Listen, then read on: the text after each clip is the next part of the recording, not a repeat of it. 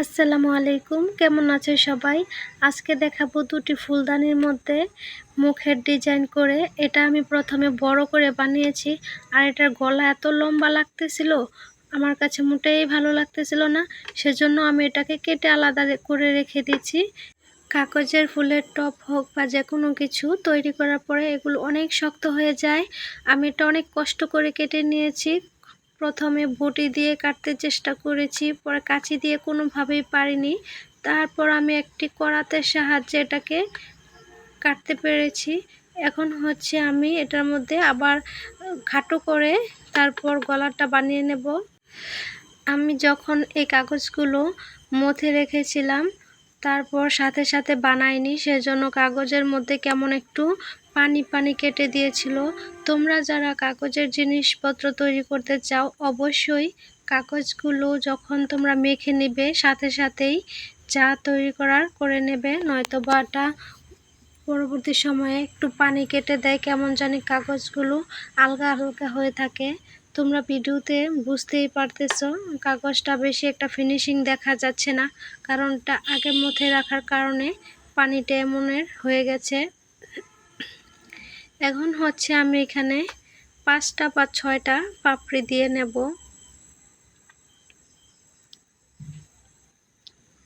এভাবে করে পাপড়িগুলো দিয়ে নেব।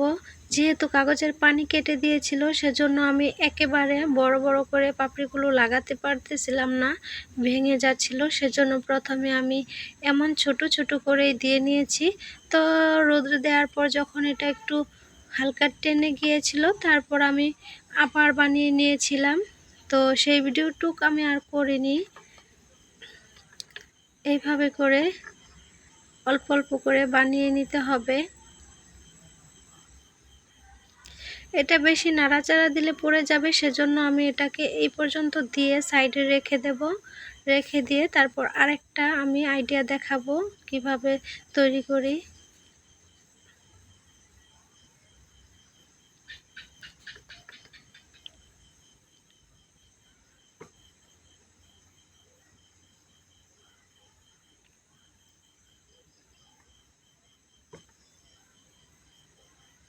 খুলে খুলে যাচ্ছিল, বারবার করে আমি এটা কষ্ট করে লাগিয়ে নিয়েছি। এখন হচ্ছে এটা দিয়ে আমি তোমাদেরকে আরও একটি ফুলের টব বানিয়ে দেখাবো ছোট করে। যেহেতু এটা শুকিয়ে গেছে, অনেক শক্ত হয়ে গেছে, এটা আমার ফেলে দিতে ইচ্ছে করছিল না। দেখো কতটা সুন্দর দেখা যাচ্ছে। তো এটার মধ্যে আমি এভাবে কাগজ লাগিয়ে এটা দিয়ে একটি ছোট ফুলের টব বানিয়ে নেব। কাগজগুলো আস্তে আস্তে করে সাইড দিয়ে লাগিয়ে নিতে হবে। ভিডিওর মধ্যে যদি কোনো ভুল ত্রুটি হয়ে থাকে কথার মধ্যে, তাহলে অবশ্যই ক্ষমার দৃষ্টিতে দেখবা। এটার ছিদ্রটা আমি বন্ধ করে দিচ্ছি। যেহেতু এটা আমি ফুলদানির গলা তৈরি করেছিলাম, ভিতরে ফাঁকা জায়গা আছে, এই ফাঁকাটা বন্ধ করে দিতে হবে, নয়তো বা ফুল রাখলে নিচ দিয়ে পড়ে যেতে পারে, ভালো দেখা যাবে না।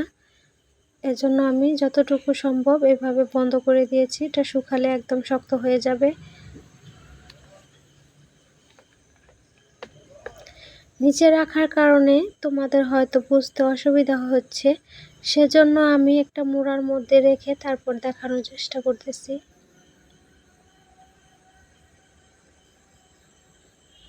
এটার মধ্যেও আমি 5-6টা করে এভাবে পাপড়ি লাগিয়ে নেব।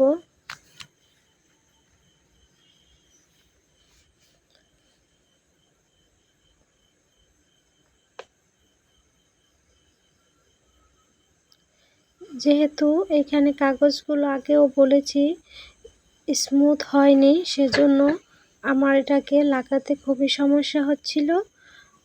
যদি এটা সাথে সাথে আমি লাগিয়ে ফেলতাম মার দিয়ে মাখার পরে, তাহলে আর এরকমের সমস্যাটা হতো না। তো তারপরও আমি এইভাবে যতটা সম্ভব বানানোর চেষ্টা করতেছি।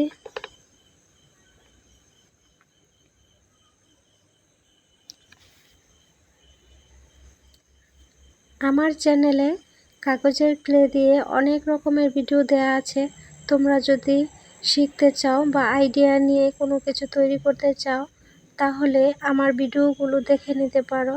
তো এখন দেখো আমি এটার মধ্যে অন্য রকমের শেপ দিয়ে নিচ্ছি। দুইটা আমি একরকম বানাবো না, সেজন্য আমি এখানে পাতার মতো করে উপর দিকটা একটু চোখা করে দিয়েছি। এই যে দেখো এখন কেমন হয়েছে। এটা পরে আমি আরও পাতাগুলো একটু চওড়া করে দেব। তো এখন যেহেতু একসাথে সম্পূর্ণ পাতাটা বানাতে পারবো না, সেজন্য আমি অল্প পরিমাণে বানিয়ে নিয়েছি। তোমরা যারা নতুন বানাতে চাও তাহলে এইরকম অল্প অল্প করে দিয়ে বানাবা, একবারে বানানোর চেষ্টা করবা না, তাহলে এটা ভেঙে যাওয়ার সম্ভাবনা আছে আর ভালো হবে না। এই ভিডিও সম্পর্কে কোনো কিছু জানার থাকলে অবশ্যই কমেন্ট করবা। এখন দেখাবো আমি নিচের এই ছোট ছোট পাপড়িগুলো কিভাবে বানিয়েছি। প্রথমে আমি এখানে কিছু কাগজ গোল করে নিয়েছি, তারপর একটা একটা করে শুধু এইভাবে হাতে করে টিপ দিয়ে লাগিয়ে দিচ্ছি। লাইনটা সোজা রেখে একটার পর একটা এভাবে বসিয়ে তারপর লাগিয়ে দিলেই হবে।